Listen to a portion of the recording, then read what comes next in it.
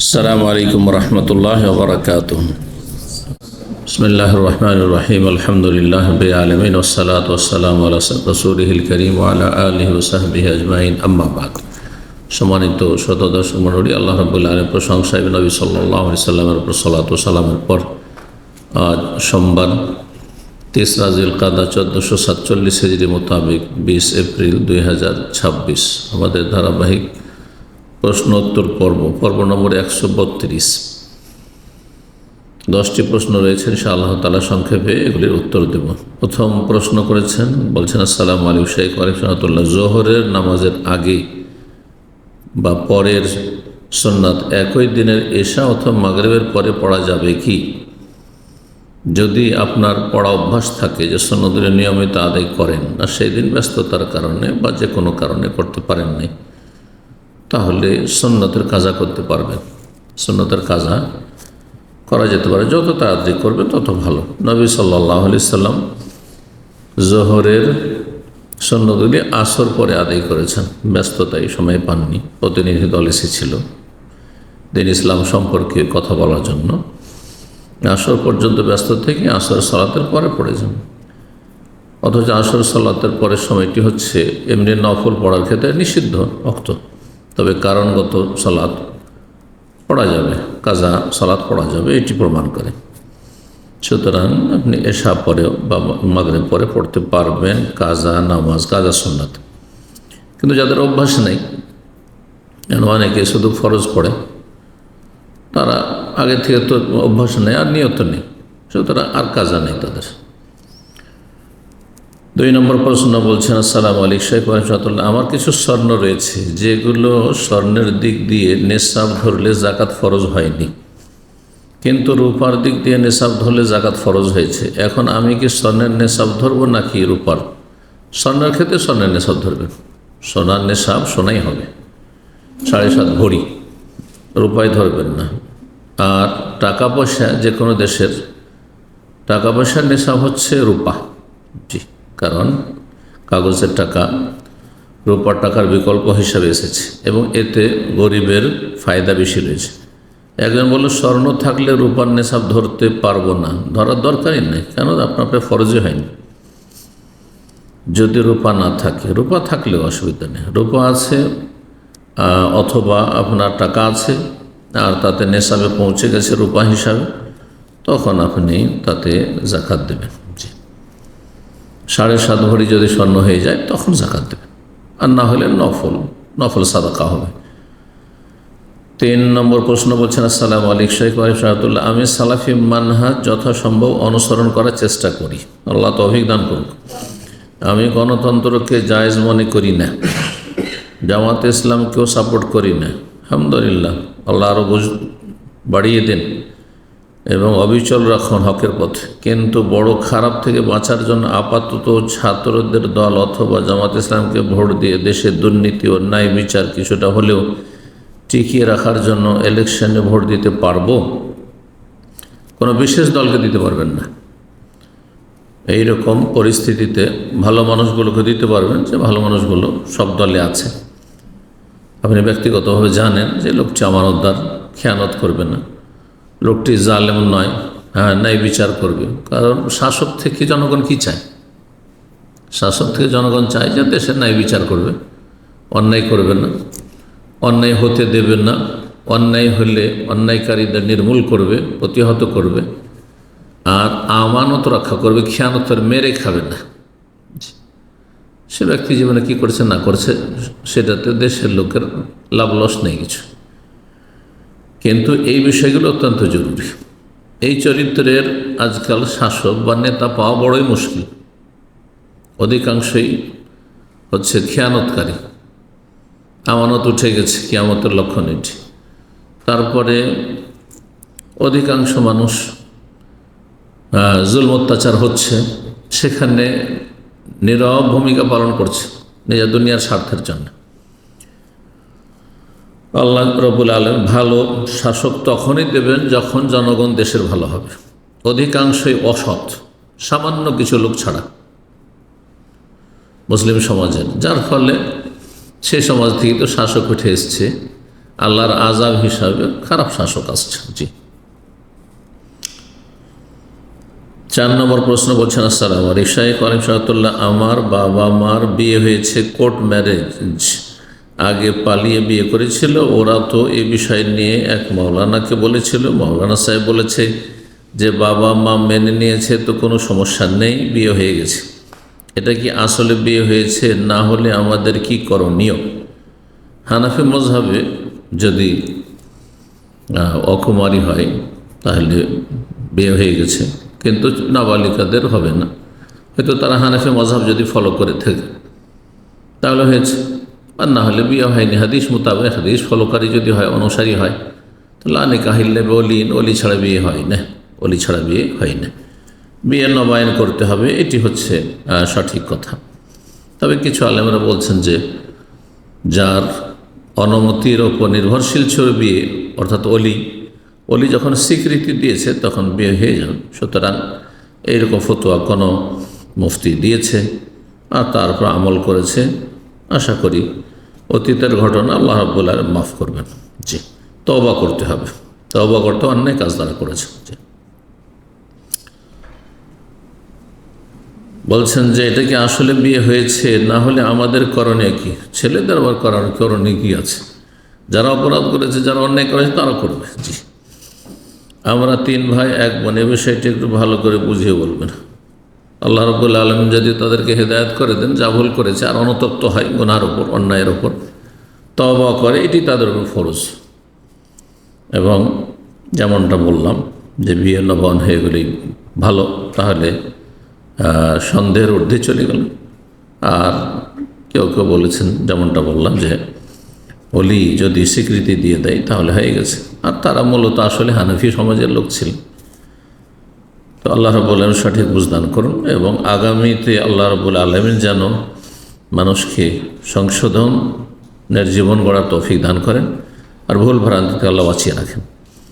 5 নম্বর প্রশ্ন বলছেন, আসসালামু আলাইকুম শাইখ রাহমাতুল্লাহ, আপনার বক্তব্য শুনে এটা পরিষ্কার যে নারীদের জন্য পুরুষদের সাথে একত্রে কাজ করা হারাম, এতে কোনো সন্দেহ নেই। একাকার হয়ে কাজ করা হারাম, রুজি হারাম, যে কোনো সেক্টরে হোক। জি।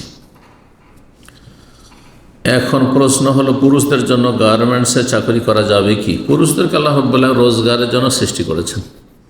যথাসাধ্য রোজগার ভালো জায়গা থেকে করার চেষ্টা করবে, ভালো অবস্থায় হারাম থেকে বেঁচে চেষ্টা করবে। কিন্তু যদি নিরুপায় হয়, পাচ্ছে না, কর্মক্ষেত্রের খুব অভাব রয়েছে, জনসংখ্যা হিসাবে কাজের ক্ষেত্র পাওয়া যায় না, কর্মসংস্থান নেই, তো এইরকম ক্ষেত্রে যদি গার্মেন্টসে কাজ করে ছেলেরা, ঠিক আছে, কিন্তু মেয়েদের জন্য জায়েজ নয়, হারাম। মেয়েরা শুধু মহিলা গার্মেন্টসে করবে। কেন এটা করতে পারছে না? মালিকরা হচ্ছে ফাসেক, ফাজের, পাপিষ্ঠরা। পুরুষ নারী একাকার সব একসাথে কেন কাজ করাচ্ছে? মহিলা গার্মেন্টস আলাদাই করবে, যেখানে মহিলারা শুধু কাজ করবে, আর পুরুষ গার্মেন্টস আলাদা করে পৃথক করবে, যেখানে শুধু পুরুষরা কাজ করবে। বিষয়টি সহজ অত্যন্ত, চেষ্টা করলেন। কিন্তু অধিকাংশ মুসলিম হচ্ছে ফাসেক, তো আকসারুহুম ফাসিকুন, যার ফলে হালাল হারামের তারা কোনো পার্থক্য করেন। আল্লাহ হেদায়েত দান করুন। জি।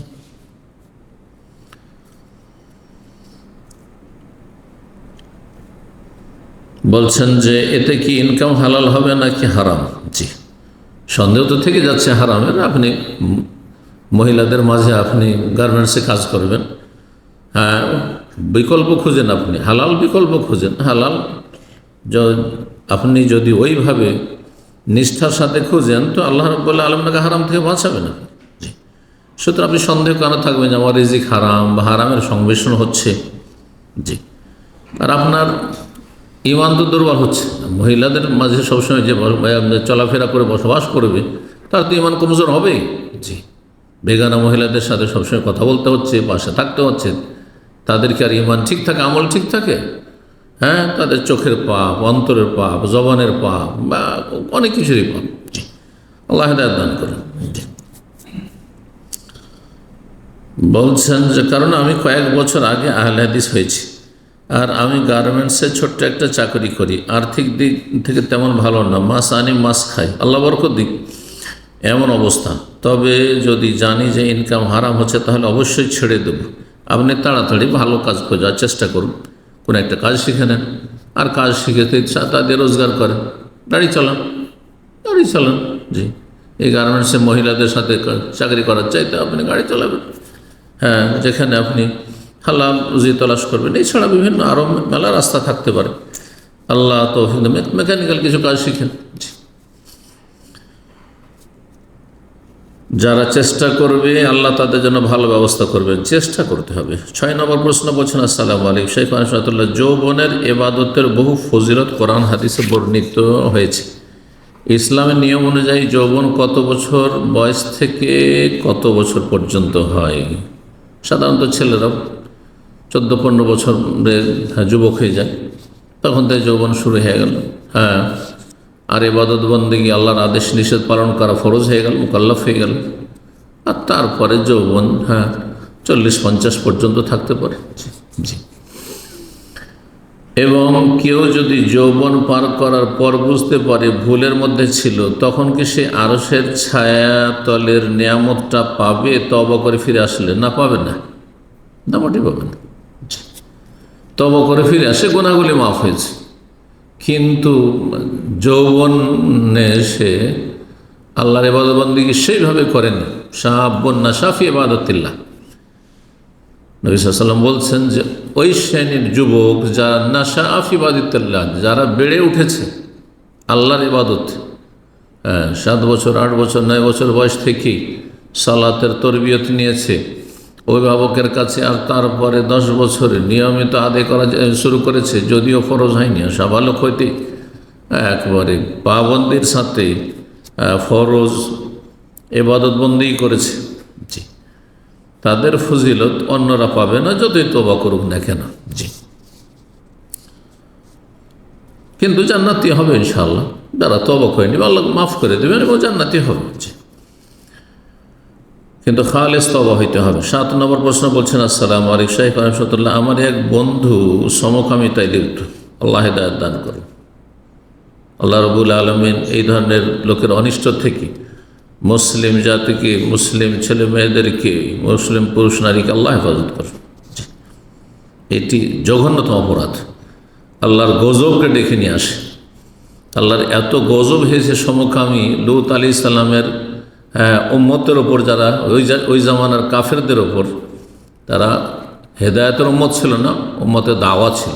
উম্মত দুই রকম, সেই যুগের কাফের জাতি যাদেরকে হেদায়েতের জন্য লূত আলাইহিস সালামকে আল্লাহ নবী করে পাঠিয়েছিলেন সাদ্দুম এলাকায়, তারা প্রথম এই নোংরামি শুরু করে।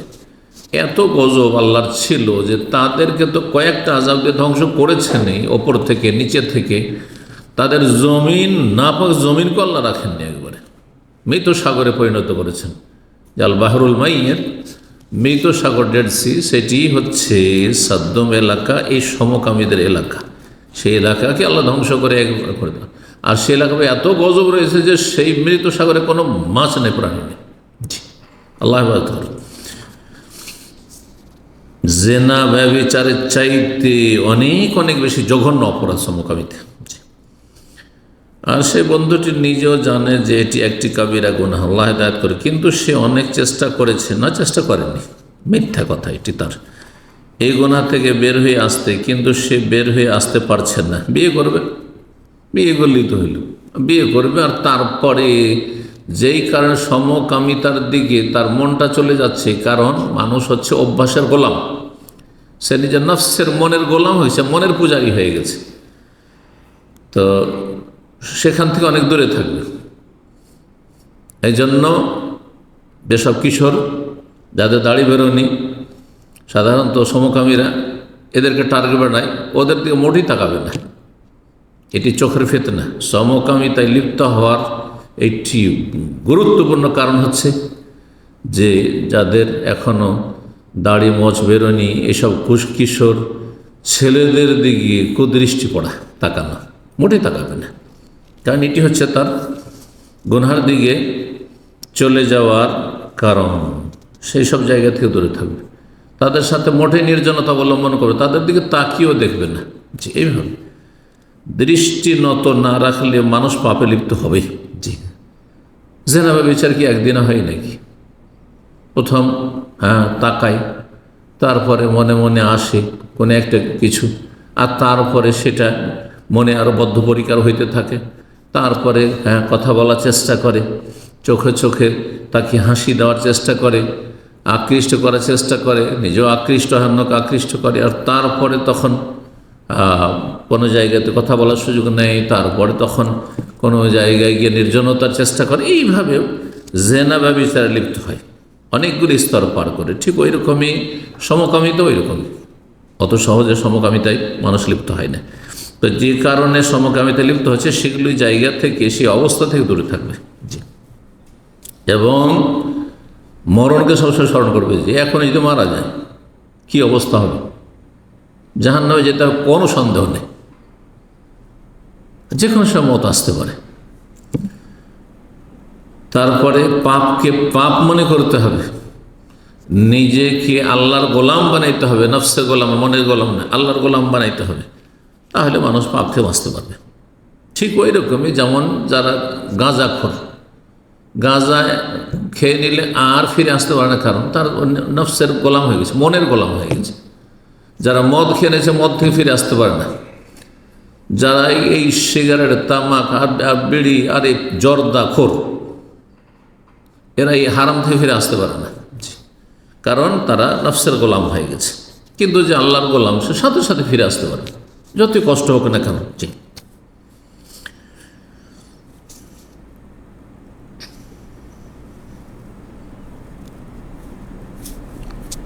8 নম্বর প্রশ্ন বলছেন, আসসালামু আলাইকুম শেখ আলিফাতুল্লাহ, দাদার বাবার বা পৈতৃক সকল সম্পত্তি কাগজে দাদার নামে রেকর্ডভুক্ত হয়, দাদার বোনদের কেউ ইন্তেকাল হয়েছে, আবার কারো খুঁজে পাওয়া যাচ্ছে না। অবশ্যই খুঁজে পাওয়া যাবে, দাদার বোনেরা তাদের ছেলেমেয়েরা আছে, তলাশ করতে হবে। এটা কোন কথা হলো, দাদার ছেলেমেয়েদের খুঁজে পাওয়া যাবে না এই অবস্থা, বা বোনদের খুঁজে পাওয়া যাবে না এই অবস্থায় কি দাদার বোনদের ওয়ারিসদের হক আদায় করা এখনও শরীয়ত নেই, যে আমাদেরও ফরজ? জানছেন যে এই ধন সম্পদ আমার বাবার নাই, এটা আমার দাদার ছিল, আর দাদার বোন আছে, দাদার বোনের ছেলেমেয়েরা আছে, তাহলে অবশ্যই ফরজ। জানছেন যে এটা হারাম। জি, আর যাদের খুঁজে পাওয়া যাচ্ছে না তাদের ক্ষেত্রে করণীয় কি? খুঁজবেন যথাসাধ্য, এলাকায় গ্রামে জিজ্ঞাসা করেন, মুরব্বীদের জিজ্ঞাসা করবেন যে আমার দাদার যে বোনেরা ছিল ওরা কোথায়, বোনগুলোর বিয়ে ছিল কোথায় আছে, তলাশ করতে হবে, যথাসাধ্য চেষ্টা করতে হবে।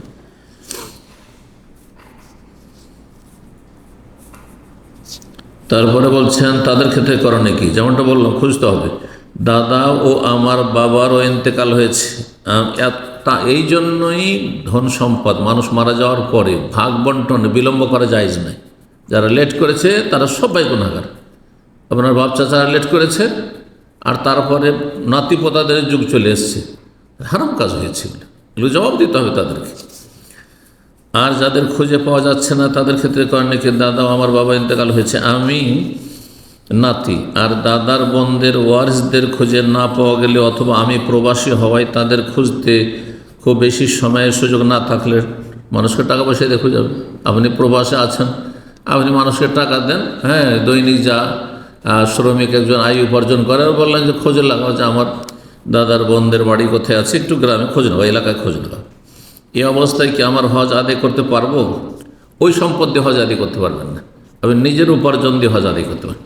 নিজের উপার্জন দিয়ে হজ আদায় করবেন, তাহলে আপনার উপার্জন আপনি জানছেন যে হালাল উৎস থেকে না হারাম উৎস থেকে। কিন্তু আপনি পৈতৃক সম্পত্তি, আর সেটা জানছেন ভালো করে যে এতে আমার দাদা মেয়েদের হক নষ্ট করা হয়েছে, মানে বা ফুফুদের হক নষ্ট করা হয়েছে, অথবা বোনদের হক নষ্ট করা হয়েছে, যারই হক নষ্ট করা হয়েছে, কারো বেমানি আত্মসাৎ করা হয়েছে, না, মোটেই জায়েজ নয়, হজ হবে না, হারাম পয়সা দিয়ে। জি,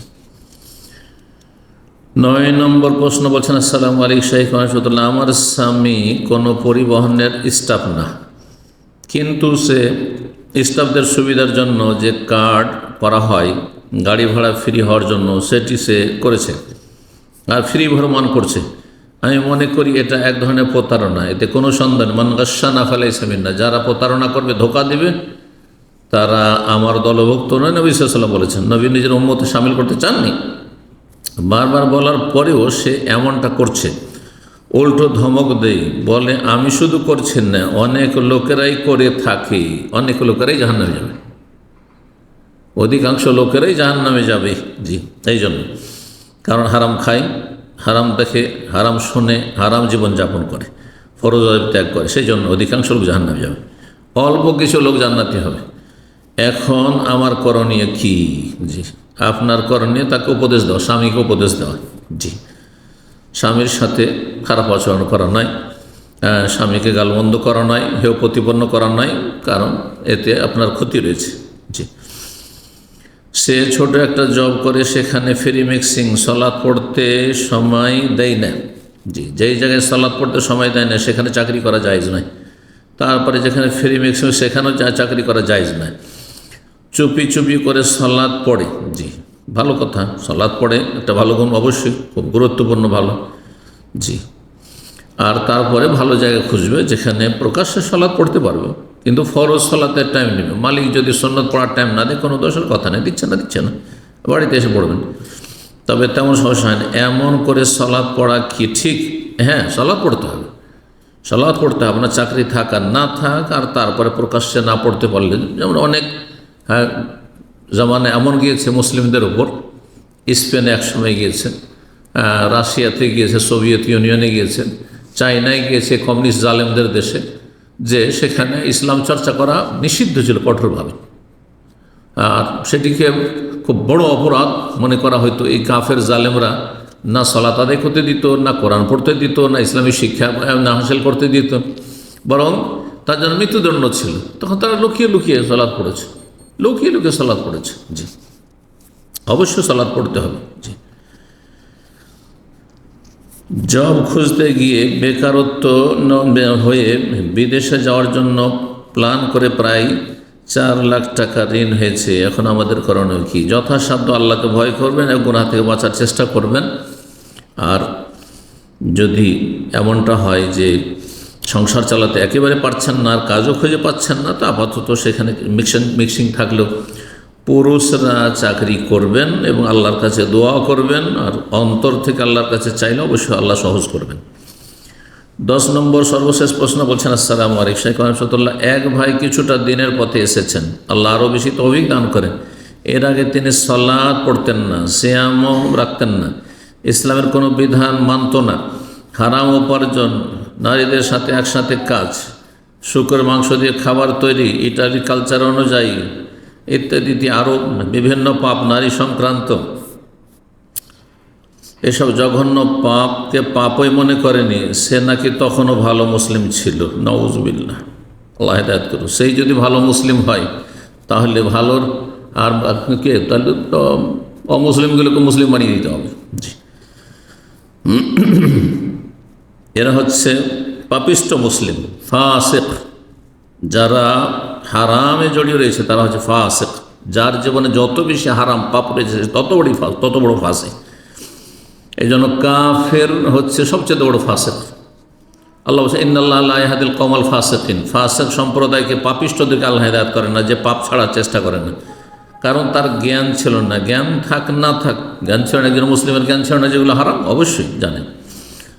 দয়া করে উত্তরটা জানাবেন। যাকে অতীতে যা হয়েছে, তিনি এখনও হারাম উপার্জন করেন, সে যেন আল্লাহকে ভয় করেন, না হলে জাহান্নামে যেতে হবে। নবী সাল্লাল্লাহু আলাইহি ওয়াসাল্লাম বলেছেন, আইয়ুমা লাহমিন নাবাত মিন সুহত, যে কোনো গোস্ত, রক্ত তৈরি হবে, শরীর তৈরি হবে হারাম খেয়ে, হারাম উপার্জন করে, ফান্নার আউলা বিহি, জাহান্নাম বেশি হক রাখে, জাহান্নামের আগুনে যেতে হবে। আল্লাহ বোঝার তৌফিক দান করেন, সংশোধনের তৌফিক দান করেন, সকলকে হেদায়েত দান করেন, এবং আল্লাহ রাব্বুল মুসলিম পরিবেশে জীবনযাপনের তৌফিক দান করেন। ঈমান ইসলামকে রক্ষা করা আল্লাহ যেন সহজ করেন, সমস্ত অনিষ্ট থেকে আল্লাহ হেফাজত করেন। সুবহান রাব্বিকা রাব্বিল ইজ্জাতি আম্মা ইয়াসিফুন ওয়া সালামুন আলাল মুরসালিন ওয়া আলহামদুলিল্লাহি রাব্বিল আলামিন।